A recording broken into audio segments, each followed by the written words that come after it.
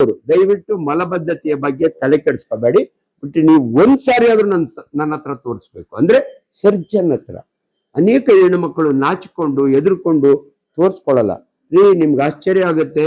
MRI ಬೇಡ, CT scan ಬೇಡ, ultrasound ಬೇಡ. ಒಬ್ಬ ಮನುಷ್ಯ 45 ವರ್ಷ ಆದ್ಮೇಲೆ ಅವನು ಮಲಬದ್ಧತೆ ಅಂತ ಬಂದ್ರೆ ಹಿಂಗ್ ಮಲಗಿಸ್ತೀವಿ ನಾವು, ಸಿಟ್ಸ್ ಪೊಸಿಷನ್ ಅಂತೀವಿ. ನಾನು ಹುಡುಗರಿಗೆಲ್ಲ ಹೇಳ್ಕೊಡ್ತೀನಿ, ಏಕಲವ್ಯನಿಗೆ ಈ ಬೆರಳು ಎಷ್ಟು ಇಂಪಾರ್ಟೆಂಟು, ಸರ್ಜನ್ಗೆ ಈ ಬೆರಳು ಇಂಪಾರ್ಟೆಂಟು.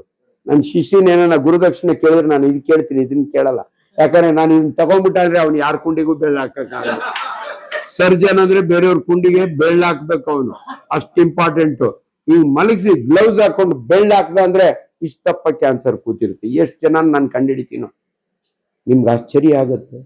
ಒಬ್ಬರು ಲೇಡಿ ಸತ್ತೋಗ್ತಾಳೆ ಮಲ್ಯ ಹಾಸ್ಪಿಟಲ್ ಒಳಗೆ. ಅವ್ರದೇ ಮೆಡಿಕಲ್ ಕಾಲೇಜ್ ಇದೆ.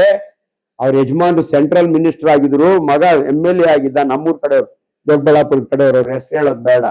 ಒಂದ್ 3 ತಿಂಗಳಿಂದ ಮೋಷನ್ ಆಫ್ ಬ್ಲಡ್ ಹೋಗ್ತದೆ. ಮೋಷನ್ ಆಫ್ ಬ್ಲಡ್ ಹೋಗುತ್ತೆ ಅಂದ್ರೆ ಜನ ಎಕ್ಸೆಸ್ ಆಫ್ ಈಟು, ಅದ್ ಎಲ್ಲಿಂದ ಈಟ್ ಬರ್ತದೋ ನಂಗೆ ಗೊತ್ತಿಲ್ಲ. ಅದ್ರನ್ನ ತಂಪು ಮಾಡ್ಕೊಳ್ಳೋದು, ಮಜ್ಜಿಗೆ ಕುಡಿಯೋದು, ಪಾನಕ ಕುಡಿಯೋದು, 3 ದಿನಕ್ಕೆ ನಿಂತೋಯ್ತದೆ. ಹಿಂಗೆ ಮ್ಯಾನೇಜ್ ಮಾಡ್ಕೊಂಡಿದ್ಲು. ಒಂದಿನ ಯಾಕೆ ನೋಡ್ಸಣ್ಣ ಇರುವಂತ ಬಂದ್ಲು, ಬೆಳ್ಳು ಹಾಕಿರು ಇಷ್ಟಪ್ಪ ಕ್ಯಾನ್ಸರ್. 6 ತಿಂಗಳಿಗೆ ಸತ್ತೋದ್ಲು. ನೋಡಿ ಎಷ್ಟೆಲ್ಲ ಅನುಕೂಲ ಇದ್ರು ಕೂಡ ಕರೆಕ್ಟ್ ಡಾಕ್ಟರ್ ಹತ್ರ ಹೋಗ್ಲಿ. ನಿಮ್ಗೆ ದಯವಿಟ್ಟು ನಿಮ್ಗೆ ಮಲಬದ್ಧತೆ ಇದ್ರೆ ಹೆದರ್ಕೋಬೇಡಿ.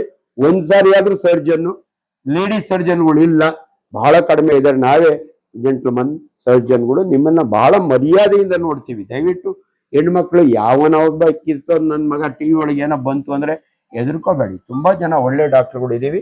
ಆದ್ರಿಂದ ನೀವು ಯಾರಿಗೋ ಹೆದರ್ಕೊಂಡು ಏನೋ ಮಾಡಕ್ ಹೋಗ್ಬೇಡಿ. ಈ ಲಾಸ್ಟ್ ಇನ್ನೊಂದು ಮಾತು ಹೇಳ್ಬಿಟ್ಟು ನನ್ನ ಮಾತು ಮುಗಿಸ್ತೀನಿ. ನಿಮ್ದೇನು ಕ್ವಶನ್ ಇದ್ರೆ ತಗೋತೀನಿ. ಹಲೋ ಹೇಳ್ರಿ.